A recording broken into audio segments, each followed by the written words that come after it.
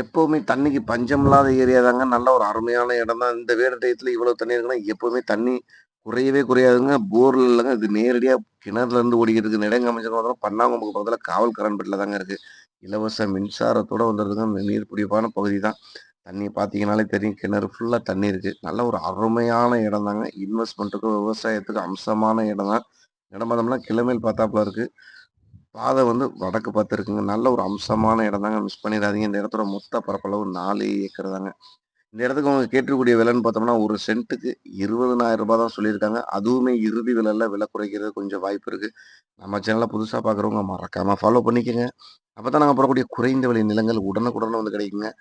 நல்ல ஒரு அருமையான சதுரமான இடம் தான். இந்த இடம் பார்த்தீங்கன்னா, 4 வழிச்சாலையிலருந்து இடத்துக்கு 3 கிலோமீட்டர் தொலைவு தான். கட் ரோடு, தார் ரோடு பேஸ்ல இருந்து இடத்துக்கு 1 கிலோமீட்டர் மண் பாதை தான்.